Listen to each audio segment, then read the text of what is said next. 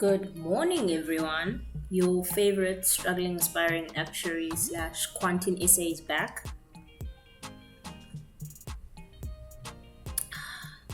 I'll never regret buying myself a coffee machine. Right, so what I'm taking you through today is something that a lot of people have actually asked, and on property investment. So the one person was asking on the YouTube channel, how does she go about, I think it was Naledi Subspace. She was asking how does she go about evaluating whether or not an investment is, feasible or not. So that's just something I'm going to be talking to you about. So this model was built by Du Masilela, a classmate of mine from uni, and then I made some modifications. I'm not a scammer, so I didn't remove his name. I would never do that. But what it essentially does is you put in the numbers, and then if you want to do a goal seek, it can tell you what offer price to put in. But if you know what number you want to put in, then that's fine. And then the modifications I made was the transfer costs. I made those dynamic. So I added this all costs and then the transfer fees, calculation. Instead of going to Property 24 or Uber Home Loan calculators to get the transfer cost calculated, which is all based on the bond amount. And then another thing I did is over here, when we're calculating the initial outlay of capital, I added the deposit and the refurbishment cost as well as the upfront or transfer cost, because for me, the thinking is that money is money that I could have deployed elsewhere, so it's something that I need to factor in here, whereas the original model which Do build wasn't doing that. Over here it was simply taking in the bond amount, right? So those are the two modifications I made. I'm going to take you through the investment property I had, and then just the thinking around why I went into it and how it computes over here. So the discount rate is the opportunity cost. So what that basically is if I were to put this money into, let's say, a gold save from Time Bank, how much money would I be earning? Because if I'm investing in property, it's obviously higher risk compared to just a savings account where I could just transfer money into that account. So the return has to be higher. So this is basically a threshold. And that's how I'm going to discount the cash flows, right? The offer price, I bought into a new development, so the offer price is non-negotiable. I don't know if it was 485 or 483. I'm not entirely sure right now, but I'll keep it at 485. Deposit, so this number can't be zero here just because of the way the model is set up, but I didn't put in any deposit. And then the bond amount is simply the offer price minus the deposit, right? Makes sense? And the transfer costs I'll show you now. This actually isn't correct for this new development. So the transfer fees, you don't actually pay any fees for a new development. So what I'm actually going to do is I'm going to set this as 0. You don't pay anything, and obviously the VAT on the transfer fees is 0. So this reads through from the front. The summary, the deeds office levy is also going to be 0. The only thing that I have to pay, and I asked the home loan agent who was taking me through my offer, I'd have to pay only the bank initiation fee, which I'm actually planning on capitalizing. So I'm not going to pay it, but I'm going to put it in there because it is payable. I don't have to pay post and petties and all of that. So the total fees that I have to pay, because these are the bond registration costs, and then these would be the conveyance costs. But because the property is being, it's brand new, so it's coming from the developer to me, there's no need for conveyances because it's not being transferred to anyone. And then in terms of bond registration, this is the only, amount that's payable by me. So it's all sort of dynamic. So what it does is it takes the 485, and then I have some if statements here, and then it just basically calculates based on the rules what amount are payable, and then it does that for the deeds office levy as well. But like I said, because I'm dealing with and then I take those and then I paste them here. Because I'm dealing with a new development, those aren't applicable. Right, so you'll see that this amount has gone to just the 6,000 now. I don't expect there to be any refurbishment costs, right? Because it's a new development. But I might want to put in maybe some Wi-Fi. Yeah, I think I actually do want to put in an outlay of Wi-Fi, and then the tenant can just, pay for the subscription, but then the actual router and stuff will be on me. So on here, I'll just put on 2,000. That's probably just going to be the Wi-Fi setup amount, but I don't think I'm going to be, liable to do anything else. The levies are 800, but there's a 595 that, the city of Joburg adds for sewerage. So I like to put that as 1.3, just to be 100%. And then the rates, I haven't seen the actual rates number, but I think the guidance was about 400. I don't think that includes sewerage, because the unit is 46 squares and mine is 45 here in my personal resident, and my rate's about 420. So I think this is good guidance for that as well. And then allowance for bad debts is something you would keep reserves for that. So allowance for bad debts is actually just I say it's 7.5% of the rental amount. It depends if you're renting out in a risky area versus a non-risky area, and those kind of numbers you would get from something like TPN report. So the area for me is Riverside View. I'm going to be renting out I'm going to try and get a young professional or a family, a working professional. It could be a nurse, it could be a policeman, anything of the sort, or a teacher. Teachers are actually the best because they tend to be stable as tenants. So the allowance for bad debts is quite high, but it's not as high as it would be if I was renting out a place in Jozi CBD. Repairs and maintenance, these are also just reserves that I'm going to be keeping on my end. And then lease up window, I'm saying 1 month, and vacancy is also 1/12. The reason that I have this as 1 is because previously I was looking at rental investment properties in Bramfontein, and that's a student area. So over there, the lease up window is also about 1, but the vacancy is typically 2 months because some of the tenants are students, so they only rent for 10 months of the year, right? February to November typically.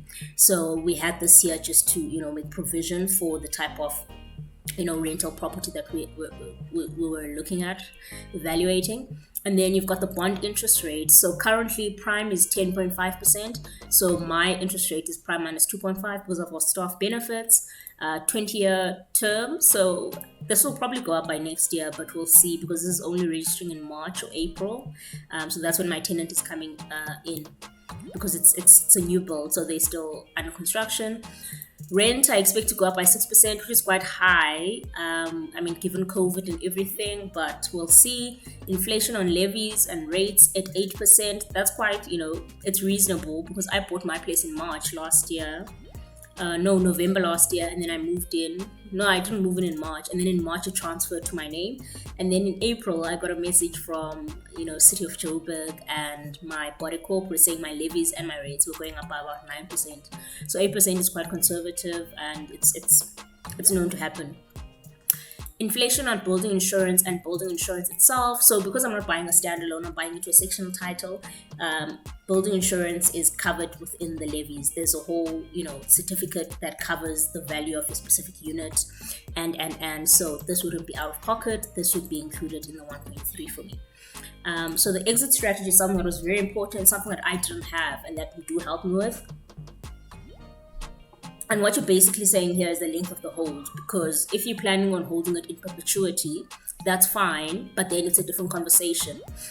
So my length of hold is 7 years, and simply because my strategy going into this investment property was it's going to have a high appreciation, which is why I highlighted the appreciation. Typically for Johannesburg, appreciation is about 3%. You can get as low as 2%. Year on year. So I said 8.5 here because of the nature of the area. It's an up and coming area.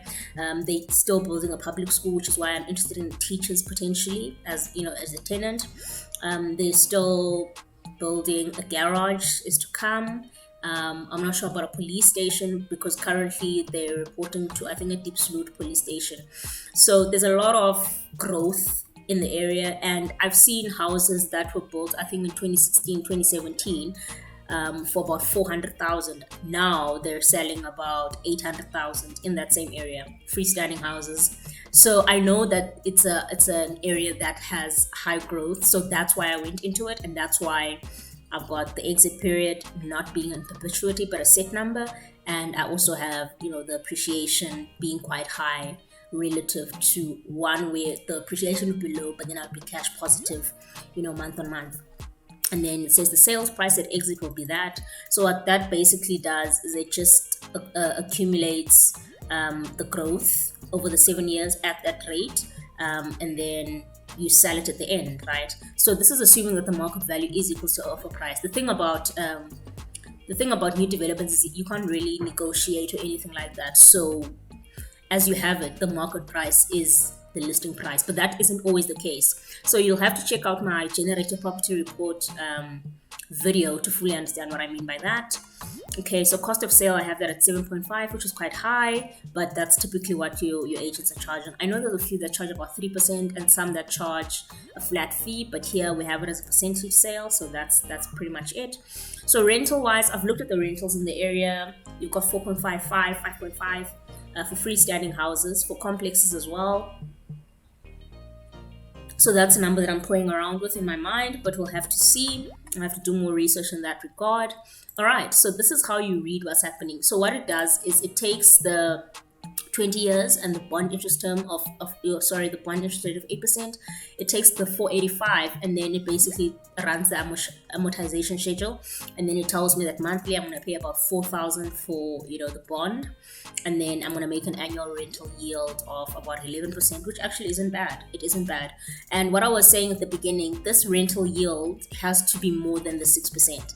So me buying a property and tenanting and is going to be quite expensive, and it's going to be taxing in terms of my time. So it has to give me more return than if I just put the money in a time bank gold safe. So that's basically what this is saying. It's saying the 11% is more than 6%, so it's a worthwhile investment if my opportunity cost, which is my discount rate, is actually 6%, right?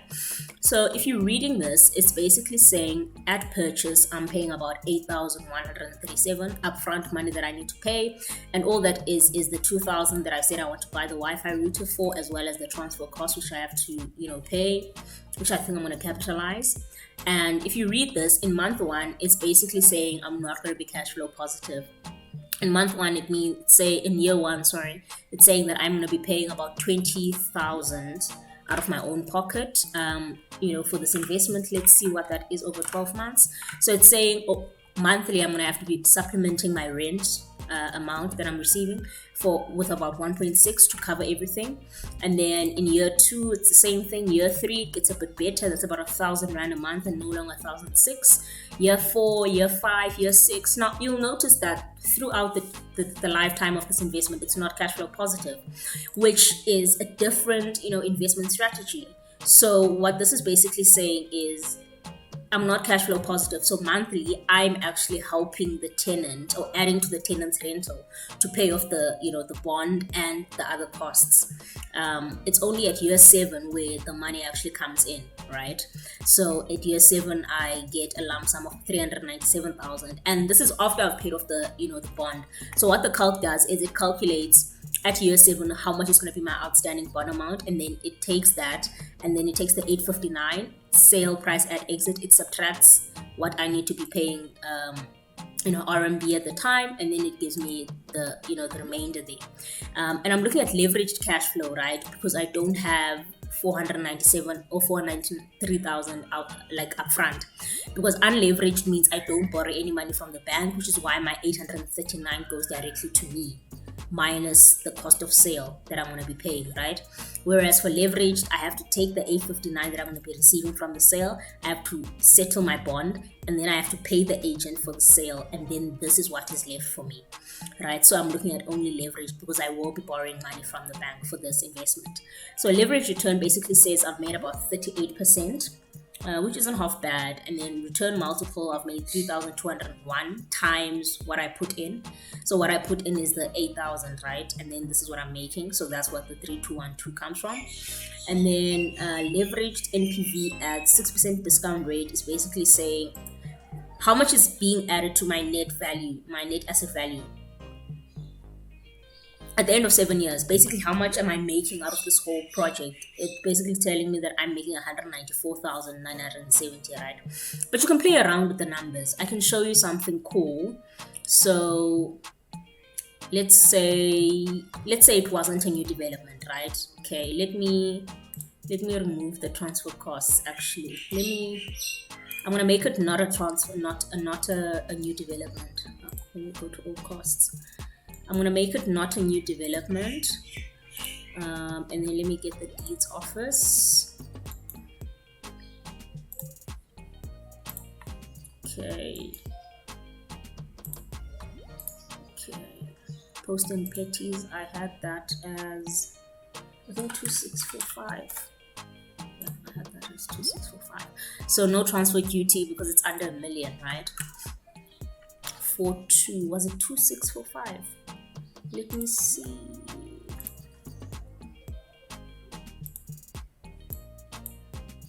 Okay, let's see. Uber loan calculators. Transfer costs. I just want the post and petties number because I took it from here. Let's see. Purchase. What did I say? 48500. 485.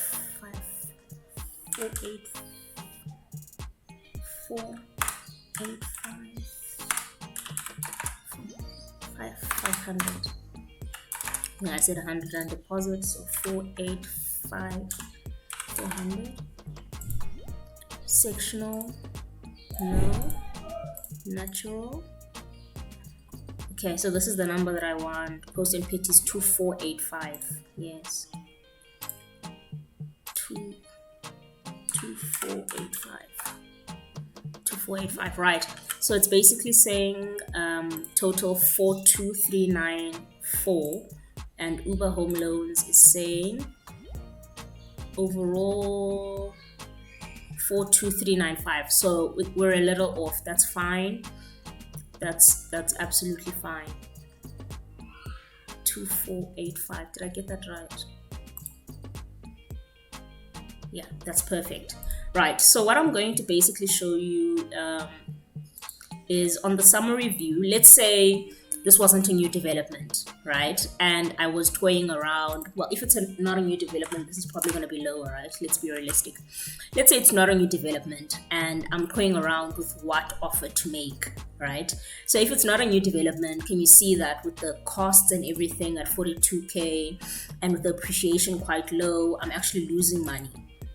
I'm losing about 789 over the 7 years towards my net asset value, and it's never, cash flow positive. I'm only making 154,000 at the end, but it's basically saying the NPV is zero. It is negative, which means I'm losing money, which means that it's better for me to put in this money at a goal save and just, and the money that I'm talking about is the 44K. It's basically saying don't buy into this house, don't put in the 44K. Because you're losing about 800 Rand over the 8 years, over the 7 year, investment period. But let's say I have this and then I'm toying around with what offer price to make because it's not a new development, so I can actually negotiate, right? Let's say refurbishment cost it is, I still have the, staff discount, everything else remains the same. What I can actually do is I can say, so I can actually come here and say, where's goal seek now? Yes, so I can say goal seek, right?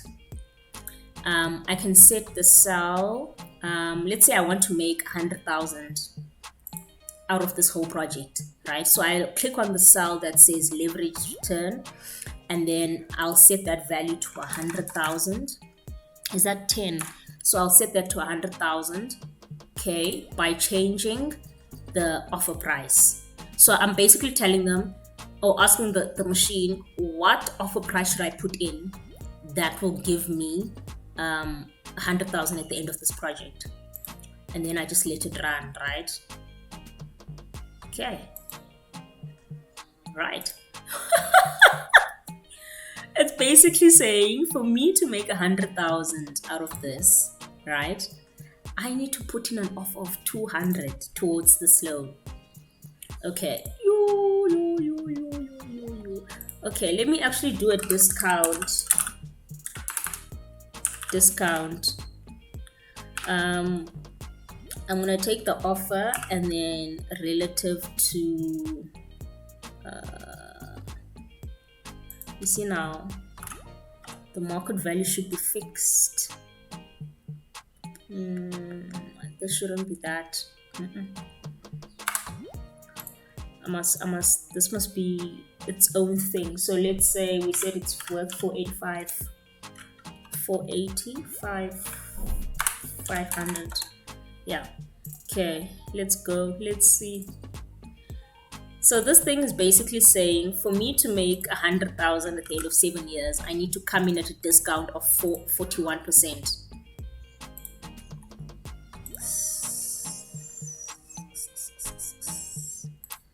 Sure.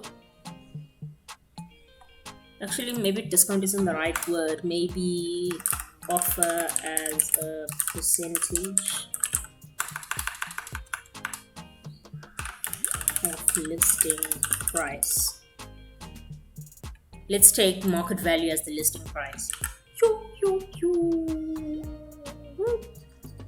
Okay, let's say I want to make 50,000. Okay, so it's actually changed now. It's made me 314. Okay, let's say, let's say, let's do goal seek again. So what if analysis, goal seek. Let's set sell that to 100,000 because this is quite low by changing the offer. Okay, that's more reasonable. Okay, yeah, that makes more sense because my market value was tied to my offer price. Right, so it's basically saying to make 100,000 rand, right? That's my target value that I want to make over the lifetime of this investment. It's saying to make 100,000 rand, I need to offer 393,000 for this apartment, even though it's valued at 485, which means it's coming in at a discount of 81%, which isn't unheard of. Again, check out my previous video, which tells you how to go about, determining what number you can go into an investment at. Refurbishment costs are low. Transfer costs are going to be quite low. Let me change that because now the bond amount is different, so that should have gone down. Let's see. So it's different now. Okay, so this isn't fully automated. I'm not entirely proud of it, but I didn't want to over-engineer it. Let's see the levies. Are the levies still 7? Yeah, I think there's still 7 here. Okay, and then the bank initiation fee is pretty fixed. Post and petties are fixed, right? So the amount is 38,000 now. So it should have gone down to 483. So the annual summary view. So that has gone down now to 38, as you can see. So I'm making 104,000 in fact. So what it's basically saying, for me to make this amount, I need to put in an offer of 393,000, which is 81%. Discount of 80% of the listing price, which is a 20% discount, right? For all of this to hold, you'll see that my bond has gone down. Instead of 4,000, it's 3.2. Why? Because the offer is lower. And then that's how it reads. So it's not, I put in 40,000 initially, which is the 2,000 for the Wi-Fi and the 38,000 for the fees. Not cash flow positive, not cash flow positive, not cash flow positive. And then in year 5, it becomes cash flow positive, but it's only 1,000 rand a year, which is about 100 a month. Then year 6, it becomes cash flow positive at 2.8 also per year. And then in year 7, that's when the big money comes in. And then if you look at it like this, it says the exact same thing. We're still dealing with just leverage cash flow because we're borrowing money from the bank. That's what leverage means. So I'm losing 40,000, I'm losing 10, I'm losing 4, I'm losing 2.5, I'm losing 880. Then I make 922, I make 2.8, and then at the end, that's when the big money comes in. And if I look at this monthly or annually rather, this is what it looks like. So you've got your gross rental revenue, you've got your asset management, you've got your vacancy allowance, which is the money that we said lease up and all of that, one times a month. Or one month a year where it's empty, and then you've got your reserves where you're keeping money, and then you've got your property rates that are coming out. Insurance, I said nothing. Utility coverage that I'm going to be paying. You've got your sale proceeds, which are 0 for the first 6 years, and then sale proceeds in year 7, and then that's when the money comes in. So net revenue before debt service is the money that I'm getting. So it's the net rental minus the reserves. You understand what I mean? Before I pay out the bank, that's why it's saying before debt service. And then my debt service is basically the interest portion, and then the principal portion, and then the total debt service, which is the total amount I'll be paying RMB for the year. And then it also calculates the outstanding balance. And then it's separated here because the balance only goes down by the principal portion and not necessarily the interest portion, which is why it's important. So that's basically it. And then leverage cash flow, this is the amount you're seeing there at the bottom. And then here at the end, what it basically does is it takes the net revenue before debt service, and then it subtracts the total debt service, and then it adds the sale proceeds that I'm getting from the transaction, and then it also subtracts the loan balance. And the if statement is basically saying if I'm at the end of my term, if it's time to sell, because basically here it wasn't time to sell, but then the condition is still there, but it's not met. So if it's time to sell, then take my debt, take my revenue for the year, subtract the debt service that I would have paid for the year, and then add the sale proceeds, and then subtract the loan balance, right, which is the 238, and then that's what you're getting. And then the annual rental yield is that it's 21%, which is quite good, so it increases over time. You've got your debt service coverage ratio, which is quite, it's not bad, just over 1.3, and it grows as well, which means the bank's going to have more trust in me here rather than here, because here it means I can cover 2 times my debt, whereas here I can only cover 1.33. And then return on investment is negative, then it becomes positive. Return on equity investment also becomes better at the end of the term, and that is basically it. That's how you read the property model. That's how I got informed of what property to go into and what not to, as well as the offer price that I went into. I actually made 3 offers before the new development, and all 3 of them were rejected because I went in pretty low, because I used this as guidance. And my thinking was, someone's gonna give. You understand what I mean? Because a lot of the properties were distressed sales. So I was like, if you're not agreeing at the price that makes sense to me, then I'd rather move on. And that's kind of the attitude you have to take on as an investment, an investor in property, rather than if you're shopping for a personal property, because then it's different. When you're shopping for a personal property, it's like, oh, I really like the bathroom. Oh, I really like the bedroom. Oh, I really like the area. And you're willing to, you don't really have to run it through the model. You just think, okay, is it close to A, B, C, D, which I value? But if it's an investment property, then you have to have no emotions. You have to run the numbers, see if they make sense, which is, what I'm good at. I'm going to cut the video here. If you have any questions, please let me know. Let's engage. Let's chat. Let me see where you're at on your property investment journey. Now, ladies, subspace, I hope you check out this video, and I hope it answers your question, and I hope it helps. Please get back to me. Let me know what you thought of it. Thanks.